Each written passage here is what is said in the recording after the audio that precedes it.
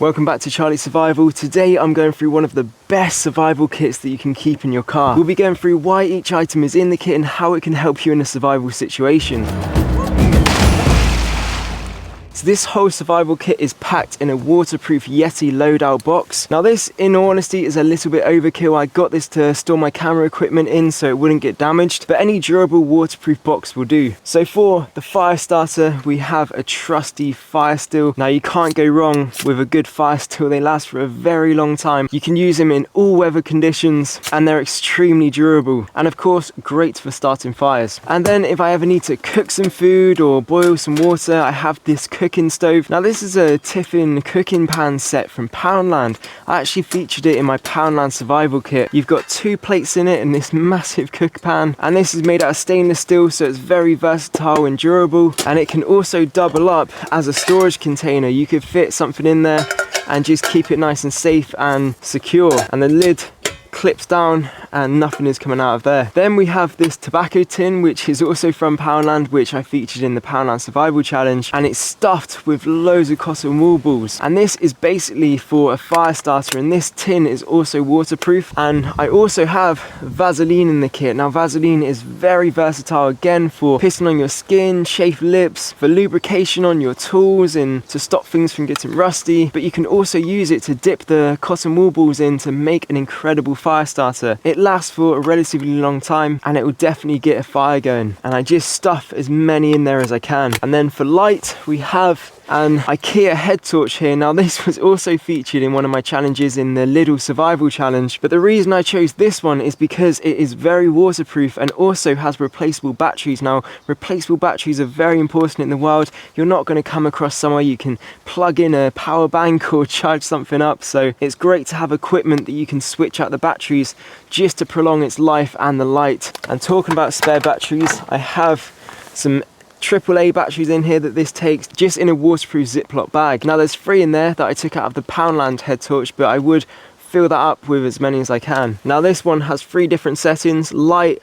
dim and a flash. Now I'd highly recommend getting one with these settings and also an SOS kind of flash, just so you can be seen and people kind of know that you're in distress. Now it's great to have a waterproof one because, especially in the UK climate that I'm in, if this is my only form of torchlight, I really don't want it getting wet and being destroyed. Next up, we have some binoculars, and they're just great for scouting around your landscape, seeing if there's any valleys, water sources, without having to spend too much energy walking around trying to find these things. But you can also see it if there's anyone around that you can give a signal to come and help you. Also, going back to fire, we have some duct tape that can also be used as a fire starter. But of course, if there's any repairs that you need to do on your vehicle, duct tape is just great to have. In all honesty, this survival kit is very basic. I've just included the very essentials that you need, and of course duct tape is one of those essential items that can just do so many different things. And pair this with the cotton wool balls and you have a plaster to put over any wounds, patch up any equipment or fix your equipment. Then we have this mini sewing kit. There's scissors, tweezers, there's some pins, a safety clip which is very important. You can use that for fishing hooks, and there's also thread in there to patch up any clothing or something that gets ripped. That was also included in the Poundland survival kit. Next up, we have a lighter. Now this is just a backup way of starting fire.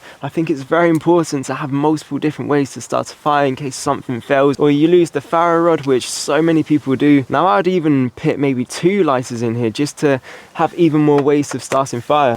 And then we have the trusty Swiss Army knife. Now this has scissors, bottle openers, saws, knives, and you can just turn it into so many different things. But the main thing is, of course, the knife on it. And what's great about this one is it has a small pair of tweezers on and also a toothpick. Then we have a power bank and a charger. Now this would be ideal if you had a solar panel, but not everyone has solar panels. But of course, if you do have one, then put it in there. This is just great to have charged up, always in the pack. So if you get lost and you're only on 1% and there's no phone signal, having this might be a lifesaver, so you can call for help. Now the best power bank you can get is the one with the solar panel and then waterproofing on it. Now I've always got one on me that is currently secured to the tripod with the camera, but of course any power bank you have will do, as long as it can charge up your phone. but always remember to keep the cable for your phone in the car at all times. Just buy an extra one.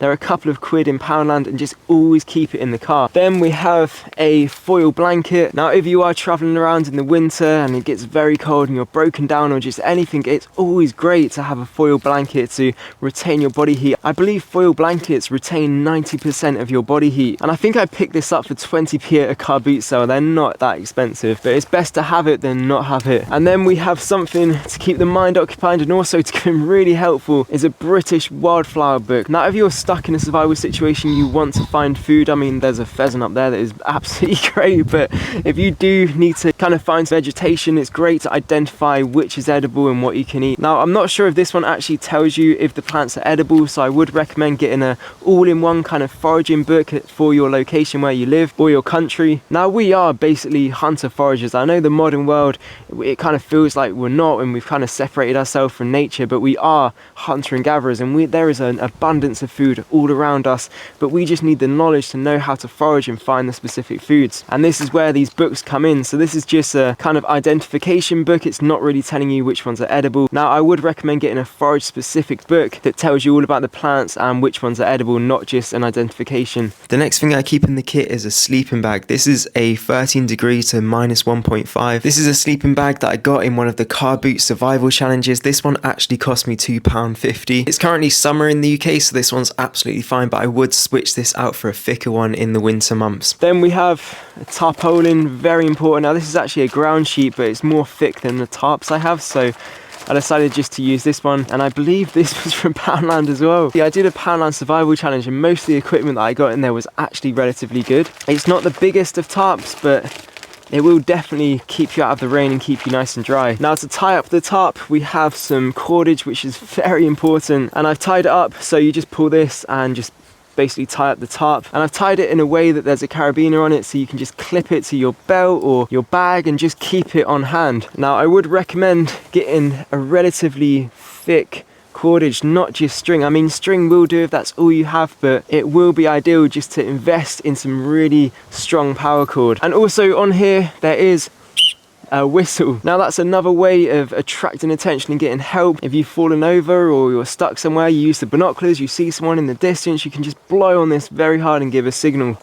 So I'm just going to quickly show you how I tie up this power cord, because I know a lot of you will be interested in how to store this. So get the cord, and you want to do a scaffolding knot. This is the easiest way I found to do a scaffold knot. So you want to put about 3 foot of working end down in front of you, put your hand like a gun, then put the working end in your middle finger like this, with the other end going across your index finger. With the working end, wrap it 3 times around your index finger and the rope, like this, and then feed that end down the barrel of the gun, like so, and pull it out, and then there you go. That is your scaffold knot. Now what's great about this knot is it is adjustable. So what you do, put your thumb on that part and tighten it around your thumb, put your hand out flat and just wrap it around your hand.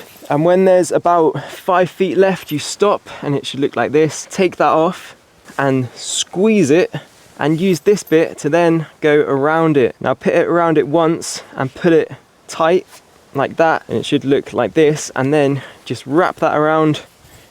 And then when there's about this much left, I just undo that because I've already done it. You do another scaffold knot here, and then with that hook you can attach your carabiner and a whistle, then pull that tight and then put it around again, and on the last time round just tuck it underneath, and there you go. Now it's ready to tie to anything. And now in this big zip at the back we have the water purification kit. Now this one is the best value one that I found. It's basically a straw purifier, so if you want you can just go down to the water and suck this straight out of a water source, but if you do want more water to collect, then it comes with this bladder, and you go in the water, fill that up, fold it down, hang it from a tree, and then you can siphon it with the pipe that just clips onto the bottom, and then you actually get the straw and you attach the hose to the top of it, and it just siphons down into your water bottle.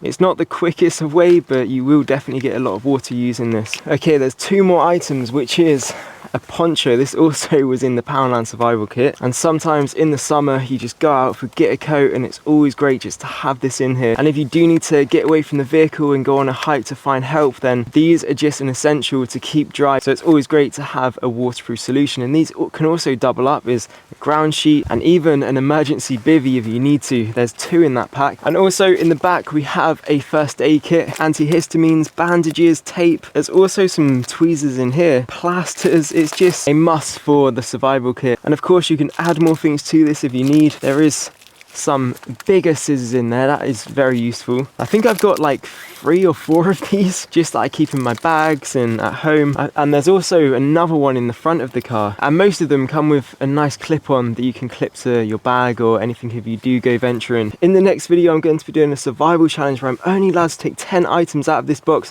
and survive in the wilderness. So if you want to see that, subscribe and you'll be notified when I release that video. Let me know in the comments if you would add or take away anything from this kit. Something that I would add to this pack is some freeze-dried meals. Now what's great about this is you can just close it and then maneuver it into another vehicle, take it somewhere with you, and you could fit all of this to a much smaller box. This is very overkill. I hope you enjoyed this video. Head over to Equilor to sign up to the mailing list to get notified when the hats get released. As always, stay wild and I'll catch you in the next one.